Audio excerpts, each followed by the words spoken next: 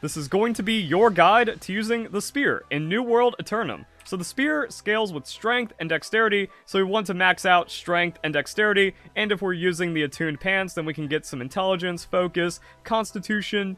Good to have a little bit on our gear. Also, you're just going to find constitution on gear. Then we can get some effects, bonus backstab, headshot damage. We can also get the really good one here at 150, duration to damage over time effects increased.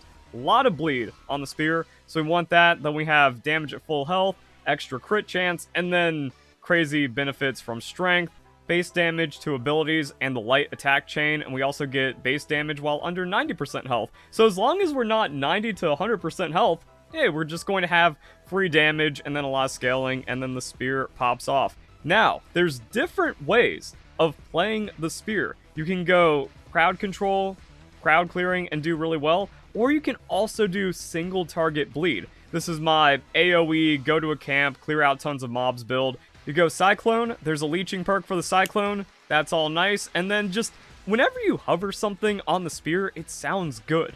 Successful heavy attacks reduce spear cooldowns by 15%.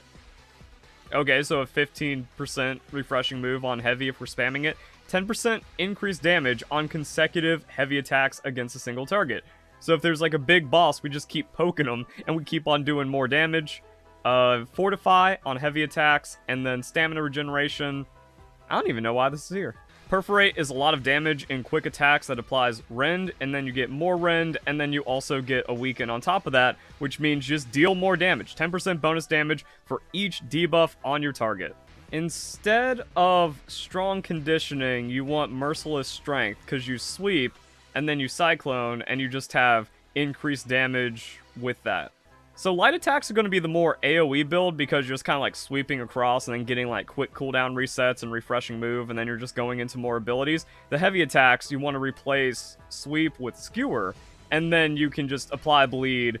You already poke them, and then you get 20% more damage, empower on crit, and then a 15-second bleed. So you can do that, and then just keep poking them with perforate. Perks are kind of cool. Bleeding sweep is just a bleed.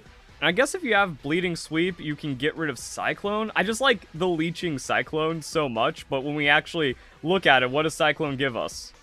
Grit, Radius, Slow. So actually, yeah, get rid of Cyclone, keep Sweep, and then you can put the Bleed on it, and you have like a fat follow-up attack. So your Sustain might be questionable, but probably not if you have Blood Drinker. And we can also check out the other perks, because again, like, whenever you just look at something for the spear, it just sounds good. So we have Leeching Cyclone, as we talked about. Fortifying Perforate. So you get Perforate, 3 stacks, just 30% for 6 seconds. On that. Enfeebling Skewer also applies Weaken for 8 seconds. So that's just another debuff. And then Vault Kick is more like PvP and knocking people down. So yeah, you want Bleeding Sweep, you want Fortifying Perforate, and you want Enfeebling Skewer, and then you just poke and bleed and charge up damage against bosses and do some crazy stuff. And then you can also clear out packs if you need to.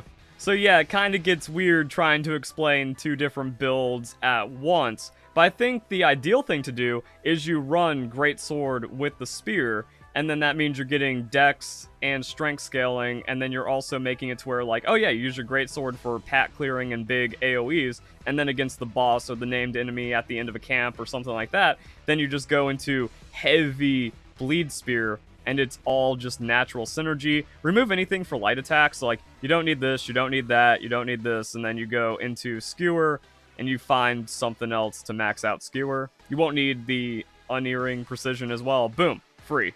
I'll do a guide on that. Like, comment, subscribe. Check out my other guides. I have a Greatsword guide. I have a playlist. If you become a YouTube member, you get Discord access and early access to some of the guides.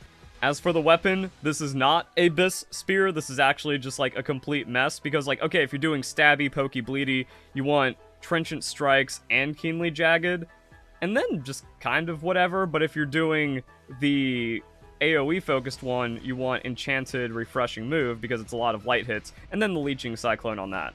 But also a Hybrid Spear is not the worst thing. Like, I can do whatever. I can just light attack, Leeching Cyclone, go for a big Trenchant if I need to. Shirky Nature's bad, but that's the problem with getting Bis weapons, because they're incredibly expensive or just do not exist in the game. I want an enchanted, refreshing move spear. How about that, game? And then we gotta make sure it's not any select perks, and it doesn't exist. That's just cool. Now, what about spears in general? What's the most expensive spear looking like? 77,000 for exactly what you want. And if you're doing combo spear, you want refreshing move, keen, enchanted.